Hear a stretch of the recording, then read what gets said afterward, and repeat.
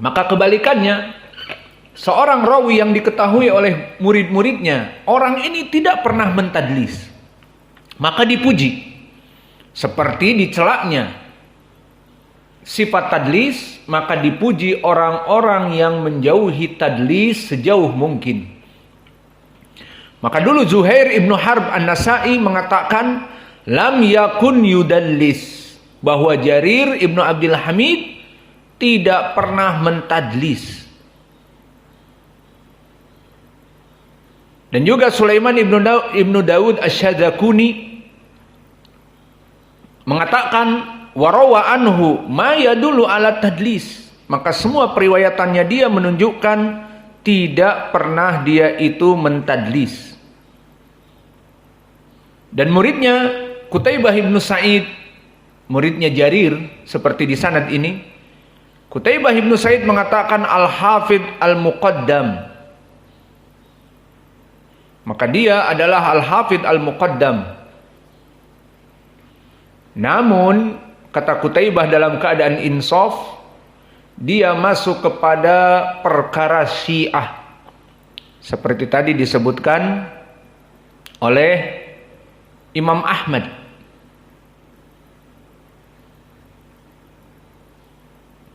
Dia masuk kepada perkara Syiah dan dulu mencela Muawiyah.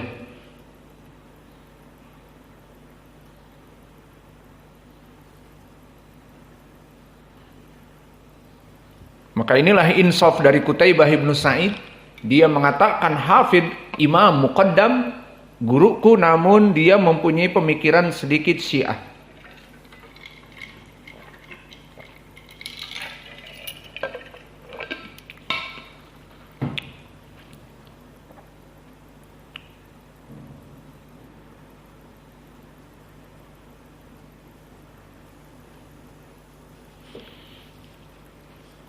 Dan begitupun Ya'qub ibnu Syaibah memuji beliau lam yakun yudallis. Maka tiga ulama memuji beliau karena tidak pernah masuk kepada perkara tadlis. Maka mulai dari sekarang jauhilah sifat dusta dan tadlis, karena itu akan menyebabkan jatuhnya kita dalam menuntut ilmu dan menjadi dai. Kemudian masuk kepada Al-A'mash, dan dia adalah Sulaiman ibnu Mihran. Dan Al-A'mash sering kita lewati, di mana dia imam di dua tempat, di dua cabang ilmu yang besar, imam di Al-Quran dan juga imam di ilmil hadis. Maka terkumpul pada Imam Al-A'mash semua ilmu, dan dia hidup di tabaqah yang kelima. Tabaqah yang kelima adalah tabaqah as-sughra dari kelompok at-tabi'in. Dan di tabaqahnya dari Al-A'mash banyak, di antaranya Abu Zinad, Abdullah ibnu Dakwan, di tabaqah yang kelima. Dan juga Salamah ibnu Dinar di tabaqah yang kelima. Dan Imam Makhul, ahli fikih. Juga Yahya ibnu Sa'id al-Ansari di tabaqah yang kelima. Dan Yahya ibnu Abi Katsir dan Humaid at-Tawil yang meriwayatkan dari Anas. Maka mereka semuanya di tabaqah yang kelima, yang sama dengan Sulaiman ibnu Mihran. Tabaqah yang kelima dimasukkan kemana? Kepada tabi'i, namun tabi'i yang kecil, di bawah Qatadah,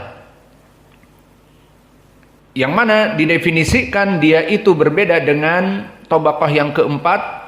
Maka tabaqah yang kelima, tabaqah sughra minat tabi'in alladzi ra'aul wahid wal itsnain walam yathbut li ba'dihim as-sima' minas sahabah. Bahwa mereka itu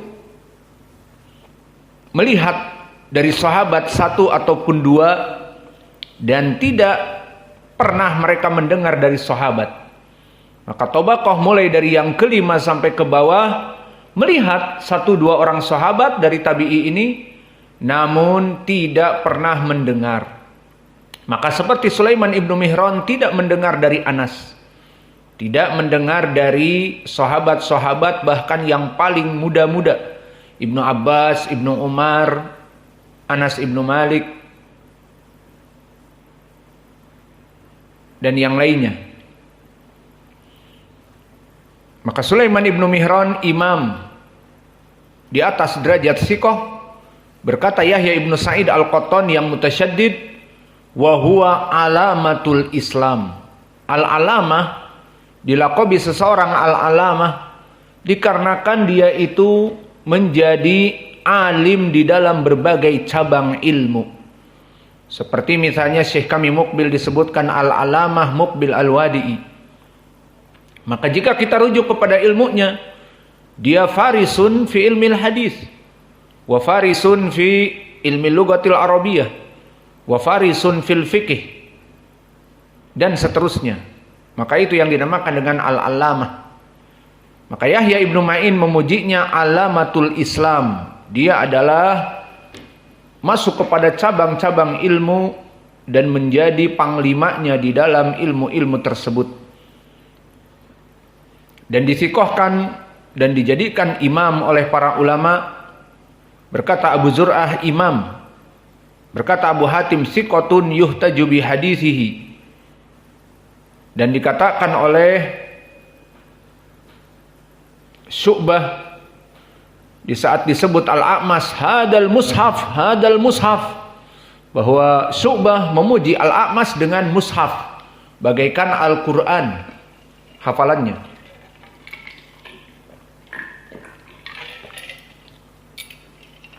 Dan berkata Amr ibnu Ali yusamma mushaf bisidqihi. Namun seperti biasa, dan tadi kita telah menyebutkannya, dia bermain-main dengan tadlis, sehingga dia dijatuhkan dikarenakan banyak mentadlis. Tidak mendengar dari gurunya, dipikirnya orang bisa ditipu. Maka dia mengatakan an padahal tidak mendengar dari gurunya, terutama guru-gurunya yang dhaif. Maka di sini diketahui dan akhirnya para ulama berhati-hati dan mengatakan seperti dikatakan oleh Imam Ad-Dahabi dan para ulama mempraktekannya sebelum dia dan setelah dia. Berkata Sulaiman, jika berkata Sulaiman ibnu Mihran qala au an, maka hukumnya tidak bersambung dan ditinggal sampai datang jalan yang lain yang tasrih hadatsana dari gurunya, kecuali jika dia meriwayatkan dari 3 gurunya yang masyhur. Siapa saja? Pertama Ibrahim ibnu Yazid an-Nakhai, kedua Abu Wa'il Syaqiq ibnu Salamah, ketiga Abi Saleh Saman Az-Zakwan Az-Zayyad. Jika meriwayatkan dengan an-anah dari ketiga tadi, maka ihtimal ittisal, dia mendengar dari gurunya. Namun jika tidak meriwayatkan dari 3 orang tadi dan mengatakan an, maka dia sanadnya terputus. Maka inilah nasib dari mudallisin. Ditinggal hadisnya, padahal ilmunya luas. Ditinggal hadisnya sampai apa? Melaksanakan tasrih, mendengar dari gurunya. Kemudian meriwayatkan di sini dari an Abi Saleh, maka di sini sanadnya bersambung meskipun dia di sini melaksanakan an-anah. Apalagi di sini di Sahih Al-Bukhari mempunyai kekhususan. Maka meriwayatkan dari Abi Saleh As-Samman Az-Zayyad, dilaqabi demikian dikarenakan dia yang menjual dari Irak ke Jaziratul Arab ataupun ke Hijaz, memasokkan dari minyak samin dan juga dari zaitun. Maka dilaqabi dengan Zayyad As-Samman. Apakah pada saat itu juga dia menjual minyak goreng bimoli? Jawabnya tidak. Belum ada produksi minyak sawit. Dan dulu dia di Jaziratul Arab di Irak, mana ada pabrik sawit, mana ada satu pohon sawit pun tidak ada. Itu sawit hibrida yang ada di zaman now. Di zaman dulu belum ada. Apalagi di Saudiyah di zaman dulu belum ada minyak sawit, belum ada pabrik sawit. Sampai sekarang pun tidak ada di Arab pabrik sawit. Karena memang tanamannya dari mana? Tidak tumbuh di sana. Maka Abu Saleh As-Samman menjual minyak samin dan minyak zaitun dan yang lainnya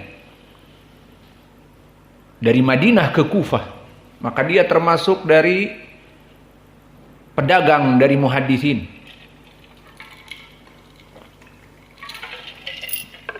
Dan Abu Saleh As-Samman hidup di Tabaqah yang ketiga.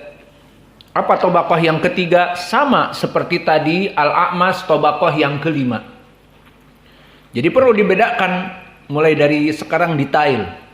Tabaqah yang kedua, Tabaqah yang ketiga, Tabaqah yang keempat, Tabaqah yang kelima, apa bedanya? Maka Tabaqah yang kedua sama tabi'i dinamakan tabi'i kabir. Yang mana dia seperti Sa'id ibn Musayyib dan Mukhadram. Dan Mukhadram adalah bisa jadi dia hidup di zaman Nabi. Namun Nabi berdakwah di Madinah dan dia baru lahir. Maka Nabi meninggal di Madinah misalnya di 10 tahun di Madinah, dia usianya baru 7 tahun, baru 6 tahun dan tidak meriwayatkan hadis. Itu dinamakan Mukhadram. Maka di sini masuk kepada kelompok tabi'in derajat yang pertama. Dinamakan Tabaqah yang kedua. Tabaqah yang pertama siapa? Sahabat. Maka Tabaqah yang ketiga di bawahnya tabi'in wusta, yang mana mereka banyak menerima dari para sahabat dan dinamakan tabi'i wusta karena lebih di bawah dari Sa'id ibn Musayyib, usianya lebih di bawah. Dan di sini hidup seperti Al Hasan Al Basri, Muhammad ibn Sirin dan yang lainnya. Dan di sini Abu Saleh As-Samman hidup di Tabaqah yang ketiga, Tabaqatul Wusta minat tabi'in. Maka siapa saja yang hidup di zaman ini? Tadi kami sebutkan Al Hasan Al Basri, Muhammad ibn Sirin, dan juga Atha ibn Yazid Al-Laitsi, dan Jabir ibn Zaid, Abu Sya'tha, dan juga Habib ibn Abi Thabit, dan juga Abu Burdah anaknya Abu Musa Al-Asy'ari, dan Zaid ibn Aslam. Zaid ibn Aslam ahlu tafsir, bapaknya Abdurrahman ibn Zaid, yang biasa kita dengar tafsirnya di pelajaran tafsir. Maka ini bapaknya Zaid ibn Aslam di Tabaqah yang ketiga. Dan juga Ikrimah, maula dari Ibnu Abbas Al-Barbari. Maka inilah dari orang-orang yang hidup di zaman yang ketiga. Dan di sini Imam Zakwan As-Samman di atas derajat thiqah, dan dia masyhur dari muridnya Imam Abi Hurairah. Maka disebutkan oleh Imam Ahmad, Abu Saleh min jilatin nas wa authaqihim. Berkata Imam Ahmad, Abu Saleh dari manusia-manusia yang agung dan mulia derajatnya, dan orang yang paling thiqah di antara manusia. Berkata Abu Zur'ah, Madani thiqatun mustaqimul hadis. Maka dia hadisnya mustaqim, lurus, maksudnya sangat benar. Wa kana indana thiqatun sabtan. Berkata Ali ibnul Madini, bagi kami dia itu thiqatun sabtun. Maka dia di atas dari derajat thiqah. Dan di sini min bab faidah, di Tabaqah yang ketiga, di Tabaqahnya ada Abu Saleh yang lain. Jadi jangan kaget jika antum memeriksa hadis, ada juga Abu Saleh dan dia Tabaqahnya ketiga, meriwayatkan dari sahabat.